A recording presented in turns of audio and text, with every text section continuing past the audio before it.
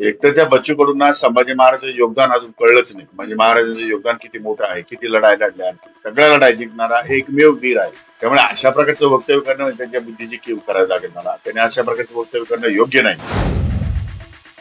विरोधी पक्ष आहे, निवडणुकीत हारलेला आहे, थोडंसं फ्रस्ट्रेशन आहे. फ्रस्ट्रेशनमुळे काही गोष्टीमध्ये वेडेवाकडे त्यांचे वक्तव्य येत असतील, पण त्याकडे एवढं लक्ष देण्याची आवश्यकता असं मला वाटतं. राष्ट्रवादी काँग्रेस पक्षाच्या वतीने या नंदुरबार जिल्ह्यामध्ये पालकमंत्री म्हणून मी काम करतो. संपूर्ण जिल्ह्याचा आढावा घेण्यासाठी पक्षाचे अध्यक्ष सन्माननीय अजितदादा पवार यांनी आदेश केलेला आहे.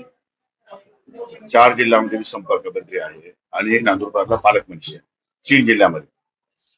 आणि अशा परिस्थितीमध्ये कार्यकर्त्यांचं मत जाणून घेणं, उमेदवारीच्या विषयी त्यांचं मतांतर जाणून घेणं, यासाठी आजची बैठक बोलवली होती. मला अपेक्षेपेक्षा अधिक जास्त प्रतिसाद त्या ठिकाणी जाणवला आणि प्रत्येक जिल्हा परिषद गटामध्ये जवळपास 2 ते 3 उमेदवार या ठिकाणी इच्छुक दिसले. नगरपालिकेमध्ये शहादा नगरपालिकेमध्ये काही लोकांची शहर अध्यक्षांशी मी बोललो आता, त्यांनी पण बऱ्याच लोकांची नावं मला दिलेली आहेत. अशा प्रकारे शहादा नगर परिषद आणि नगरपालिका आणि जिल्हा परिषद नंदुरबार ही स्वबळावर लढण्याची ताकद आमची या ठिकाणी आहे. अशा प्रकारचा या ठिकाणी आमचा सर्वे आहे. परंतु अद्याप राज्य पातळीवर युतीच्या संदर्भामध्ये चर्चा होणं बाकी आहे. ती चर्चा झाली तर त्या ठिकाणी चर्चेमध्ये वरिष्ठ निर्णय घेतील आणि चर्चा नाही झाली तर आमची स्वतंत्र निवडणूक लढण्याची तयारी. किस्सा आहे काय विषय आहे संपूर्ण? किस्सा विषय काही नाहीये की अजितदादाचं नेतृत्व किती आवश्यक आहे हे राष्ट्रवादीच्या सर्व आमदारांना कळलेलं आहे. आम्ही 42 आमदार विनाशर्त कुठल्याही प्रकारची कंडिशन न टाकता दादांना पाठिंबा दिलाय. एवढंच नव्हे, हे 42 सोडून द्या तुम्ही, उर्वरित त्याचे 3-4 आमदार सोडले तर जवळपास 50 आमदार हे दादांच्या विचाराचे. काही लोकांना नाईलाज असतो, साहेबांच्या बरोबर गेले ते भाग वेगळा.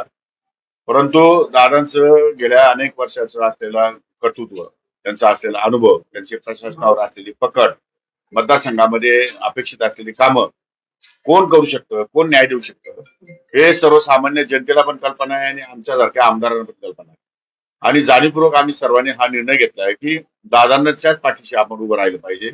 जर मतदारसंघामध्ये विकास करायचा असेल, जर जनतेला न्याय द्यायचा असेल तर दादांच्या नेतृत्वाशिवाय पर्याय नाही. ही गोष्ट आम्हाला जाणवली आणि म्हणून आम्ही सर्वांनी एकमुखी दादाला पाठिंबा दिलेला आहे, कुठल्याही प्रकारची कंडिशन न ठेवता, शर्त न टाकता. एक तर त्या बच्चू कडूंना संभाजी महाराजांचं योगदान अजून कळलंच नाही. संभाजी महाराजांचं योगदान किती मोठं आहे, किती लढाई लढल्या, सगळ्या लढाई जिंकणारा एकमेव वीर आहे. त्यामुळे अशा प्रकारचं वक्तव्य करणं म्हणजे त्यांच्या बुद्धीची कीव करावी लागेल मला. त्याने अशा प्रकारचं वक्तव्य करणं योग्य नाही, ते निषेधार्ह आहे आणि त्यांच्या मताशी मी कदापि सहमत नाही. बच्चू कडू यांनी आणखी एक वक्तव्य केलेलं आहे की सरकार हे शेतकऱ्यांच्या पाठीशी नाही, त्यामुळे शेतकऱ्यांनी आत्महत्या करण्यापेक्षा आमदारांना काम केलं पाहिजे असं वाटतं त्यांना. तो बच्चू कडूचा बालिशपणा आहे. सरकार जर शेतकऱ्यांच्या बरोबर नसतं तर जवळपास 37,000 कोटी रुपयाची मदत सरकारने या ठिकाणी जाहीर केली नसती. सरकारने जी शेतकऱ्यांना मदत जाहीर केली आहे ती अत्यंत मोठ्या प्रमाणावर आहे. आता ठीक आहे, काही ठिकाणी शेतकऱ्यांच्या अपेक्षा खूप वाढलेल्या आहेत. एवढ्या अपेक्षा पूर्ण करता येते, सरकार म्हणून जे करायला पाहिजे त्यापेक्षा अधिकचं काम देवेंद्र फडणवीस साहेबांच्या सरकारने या ठिकाणी केलेलं आहे असं माझं मत. विरोधी पक्ष आहेत म्हणजे आता त्यांच्याविषयी खूप जास्त भाष्य करणं मला योग्य वाटत नाही.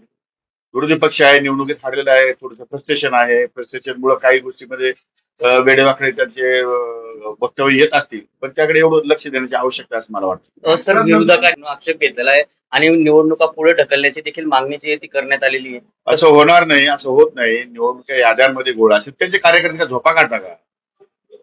कुठल्याही निवडणुकीच्या कार्यक्रमामध्ये मुदत असते. तुम्हाला ऑब्जेक्शन घेण्याची मुदत आहे, तुम्हाला फॉर्म भरण्याची मुदत आहे. तुम्हाला इतक्या नंबरचा फॉर्म भरला तर डिलीट करता येतात, इतक्या नंबरचा फॉर्म भरला तर ऍड करता येतात. एवढ्या सगळ्या सूचना निवडणूक आयोगाने वारंवार दिल्यानंतर आणि सुप्रीम कोर्टाने आदेश दिल्यानंतर हे खडबडून जागे झाले आणि आता यांना असं वाटायला लागलं की यादीमध्ये चूक आहे. अशा प्रकारचं काही नाही. आताच का बरं त्यांना जाणवलं? याच्या अगोदर का नाही जाणवलं?